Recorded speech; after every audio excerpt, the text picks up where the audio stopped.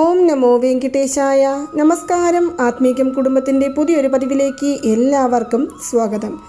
ഇന്നത്തെ നമ്മുടെ ഈ വീഡിയോയിലൂടെ കാണുവാൻ പോകുന്നത് ഗരുഡ പുരാണം അനുസരിച്ച് മരണത്തിന് മുന്നേ നമുക്ക് അറിയുവാൻ സാധിക്കുന്ന 4 സൂചനകൾ എന്തെല്ലാമാണ് എന്നുള്ള കാര്യമാണ്.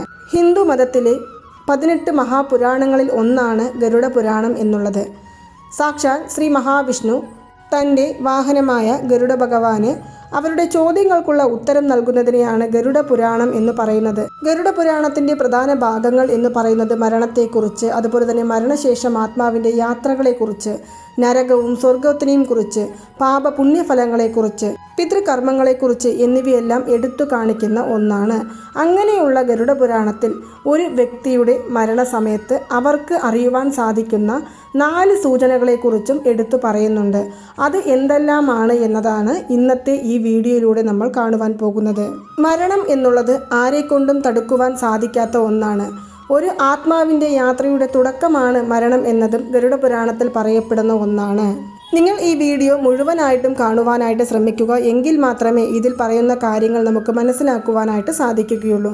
അപ്പോൾ ആദ്യത്തെ സൂചന എന്ന് പറയുന്നത്, ഇവിടെ ഞാൻ ഒരുപാട് സൂചനകളെക്കുറിച്ച് പറയുന്നുണ്ടെങ്കിലും പ്രധാനമായുമുള്ള 4 സൂചനകളെക്കുറിച്ച് മാത്രമാണ് എടുത്തു പറയുന്നത്. അതിൽ നമ്മൾ കാണുവാൻ പോകുന്ന ആദ്യത്തെ സൂചന, പ്രായമായവരോ അല്ലെങ്കിൽ അസുഖബാധിതരായവരോ ഒരുപാട് ദിവസങ്ങളായിട്ട് കിടക്കുകയാണ്, അവർക്ക് മരണം അടുത്ത് വന്നുകൊണ്ടിരിക്കുകയാണ് എന്നുണ്ടെങ്കിൽ അവർക്ക് കാണുവാൻ സാധിക്കുന്ന ഒന്നാണ് അവരുടെ ബന്ധുക്കൾ അല്ലെങ്കിൽ അവർക്ക് വേണ്ടപ്പെട്ടവർ മരണപ്പെട്ടു പോയവരാണെങ്കിൽ അവർ അവരുടെ മുന്നിൽ വന്ന് നിൽക്കുന്നത് പോലെ തോന്നും. ഇത് സ്വാഭാവികമായിട്ടും നമ്മളിൽ പലരും കണ്ടു കാണും. നമ്മുടെ വീട്ടിൽ അസുഖം ബാധിച്ച് കിടക്കുന്നവരാണെങ്കിൽ അല്ലെങ്കിൽ ദീർഘനാളായിട്ട് കിടപ്പിലായവർ നമ്മുടെ വീട്ടിലെ മരണപ്പെട്ടവരെ കണ്ടു എന്ന് ഇടയ്ക്കിടെ പറയുന്നത് കേൾക്കുകയാണെങ്കിൽ ഉറപ്പിച്ചോളൂ, അവർക്ക് മരണം അടുത്തു വന്നുകൊണ്ടിരിക്കുകയാണ് എന്നുള്ള കാര്യം. ഇപ്പോൾ കിടപ്പിലായവർ മരണപ്പെട്ടു പോയവരോട് സംസാരിച്ചു കൊണ്ടിരിക്കുന്നത് പോലെയോ അവരെ കണ്ട് പുഞ്ചിരിക്കുന്നത് പോലെയോ തുടർച്ചയായി ചെയ്തുകൊണ്ടുവരികയാണെങ്കിൽ നമുക്ക് ഉറപ്പിക്കാം മരണം ഈ വ്യക്തികളെ അടുത്തുകൊണ്ടിരിക്കുകയാണ് എന്നുള്ള കാര്യം. മാത്രമല്ല അവർക്ക് ആവശ്യമായുള്ള കാര്യങ്ങൾ നമുക്ക് ചെയ്യുവാനുള്ള അല്ലെങ്കിൽ അവർക്ക് ചെയ്തു കൊടുക്കുവാനുള്ള ഒരു അവസാനത്തെ ചാൻസ് കൂടിയാണ് ഇത് എന്ന് നമുക്ക് മനസ്സിലാക്കാവുന്നതാണ്. ഇനി രണ്ടാമതായി, ഉറങ്ങുന്ന സമയത്ത് ഒരു വാതിൽ തുറക്കുന്നത് പോലെയോ ആ വാതിലിലൂടെ ഒരു വെളിച്ചം വീശുന്നത് പോലെയോ, ഇനി അതുമല്ല അതിലൂടെ അഗ്നിഗോളങ്ങൾ ജ്വാലകൾ വരുന്നത് പോലെയോ കാണുകയാണെങ്കിൽ ഉറപ്പാക്കാവുന്നതാണ് അവരെ തേടി മരണം വന്നുകൊണ്ടിരിക്കുകയാണ് എന്നുള്ള കാര്യം. ഇനി മൂന്നാമതായി, ഒരു വ്യക്തി രോഗബാധിതനാണെങ്കിലും ശരി അതല്ലെങ്കിലും ശരി ഇടയ്ക്കിടെ കറുത്ത നിറത്തിലുള്ള ഏതെങ്കിലും രൂപങ്ങൾ അവരുടെ സ്വപ്നങ്ങളിൽ വരികയോ അതുപോലെ തന്നെ പേടിപ്പെടുത്തുന്ന രൂപങ്ങൾ ഇടയ്ക്കിടെ കാണുകയോ, മാത്രമല്ല നമ്മുടെ വീടിന് മുന്നിൽ കറുത്ത രൂപങ്ങൾ പൂണ്ട വ്യക്തികൾ നിൽക്കുകയോ ചെയ്യുന്നത് കാണുകയാണെങ്കിൽ നമുക്ക് ഉറപ്പിക്കാവുന്നതാണ് മരണം നമ്മളെ തേടി വന്നുകൊണ്ടിരിക്കുകയാണ് എന്നുള്ള കാര്യം. കാരണം യമദൂതന്മാരായാണ് ഈ കറുത്ത നിറത്തിലുള്ള വസ്ത്രങ്ങൾ ധരിച്ചു നിൽക്കുന്ന വ്യക്തികളെ കണക്കാക്കപ്പെടുന്നത്. അതുകൊണ്ട് തന്നെ ഇങ്ങനെയുള്ള സ്വപ്നങ്ങൾ കാണുകയാണെങ്കിൽ വളരെയധികം ശ്രദ്ധിക്കേണ്ടതായിട്ടുണ്ട്. ഇനി ഒരു മനുഷ്യൻ്റെ മരണം അടുക്കുന്നതിന് മുന്നായിട്ട് കണ്ണാടിയിൽ അവരുടെ പ്രതിബിംബം കാണുവാൻ സാധിക്കില്ല. വെള്ളത്തിൽ, നെയ്യിൽ, അതുപോലെ തന്നെ എണ്ണയിൽ ഒന്നും തന്നെ മുഖം കാണുവാൻ സാധിക്കില്ല. ഒരു പഴഞ്ചൊല്ലുണ്ട്, മരണം അടുക്കുന്ന സമയത്ത് നിഴൽ പോലും കൂടെ ഉണ്ടാവില്ല എന്നുള്ള കാര്യം. ഇതുകൊണ്ട് അർത്ഥമാക്കുന്നത് ഏതൊരു ജീവജാലങ്ങളാണെങ്കിലും എത്ര പേർ കൂടെ ഉണ്ടെങ്കിലും മരണസമയത്ത് നമുക്ക് തനിച്ചു മാത്രമേ ഉണ്ടാവുകയുള്ളൂ. അവരുടെ നിഴൽ പോലും അവരോടൊപ്പം ഉണ്ടാകില്ല എന്നുള്ളതാണ് അർത്ഥമാക്കുന്നത്. കൂടാതെ ഒരു മനുഷ്യൻ്റെ അവസാന നിമിഷത്തിൽ അവർ ചെയ്ത പാപങ്ങളെല്ലാം തന്നെ അവരുടെ കൺമുന്നിലേക്ക് വരുന്നതായിരിക്കും. മാത്രമല്ല അവർ എല്ലാവരോടും ക്ഷമിക്കുവാനും പൊറുക്കുവാനും തയ്യാറായി കഴിഞ്ഞിരിക്കും. കൂടാതെ തന്നെ അവർക്ക് ഏറ്റവും ഇഷ്ടമുള്ള വ്യക്തികളെ അവർ തേടി അന്വേഷിച്ചു കൊണ്ടിരിക്കുന്നതായിരിക്കും. മാത്രമല്ല ഇടയ്ക്കിടെ അവരുടെ കണ്ണുകളിൽ നിന്ന് കണ്ണുനീർ വന്നുകൊണ്ടിരിക്കുന്നതുമായിരിക്കും. കൂടാതെ നിറവ്യത്യാസം ഒരാളുടെ ശരീരത്തിൽ ഉണ്ടാകുന്നതായിരിക്കും. അതായത് വളരെ ചാരനിറമായി കാണപ്പെടുകയും അല്ലെങ്കിൽ ഒരു കറുത്ത ഇരുണ്ട നിറമായി കാണപ്പെടുകയും ചെയ്യും. മാത്രമല്ല അവരുടെ ശ്വാസത്തിൽ വ്യത്യാസമുണ്ടാകും.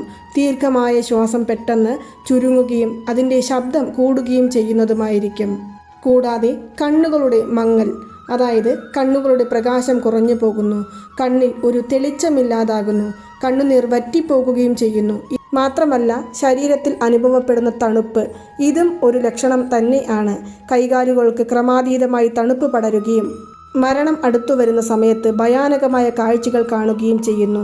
കൂടാതെ തന്നെ കൂടെയുള്ളവർ ഒന്നും പറയുന്നത് കേൾക്കാതെ മറ്റെവിടെയോ എന്തിനെയോ നോക്കി പുഞ്ചിരിക്കുകയോ എന്തിനെയോ ശ്രദ്ധിച്ചുകൊണ്ടിരിക്കുകയോ ചെയ്യുകയാണെങ്കിൽ ഉറപ്പാക്കാം മരണം അവരുടെ അടുത്തേക്ക് വന്നുകൊണ്ടിരിക്കുന്നു എന്നുള്ള കാര്യം. ഇത്രയും ലക്ഷണങ്ങളാണ് ഗരുഡ പുരാണത്തിൽ ഒരു മനുഷ്യൻ്റെ മരണത്തിന് തൊട്ടു മുന്നായി കാണിക്കുന്നത് എന്നാണ് പറയുന്നത്. അതായത് മരണം എന്നത് ആത്മാവിൻ്റെ യാത്രയുടെ തുടക്കമായിട്ടാണ് കാണുന്നത്. അത് ഒരിക്കലും ഒരു അവസാനമല്ല. ഈ 4 സൂചനകളെക്കുറിച്ച് ഞാൻ ഇവിടെ പറഞ്ഞു കഴിഞ്ഞു. മാത്രമല്ല അതിൽ കൂടുതൽ കാര്യങ്ങളെക്കുറിച്ചും പറഞ്ഞിട്ടുണ്ട്.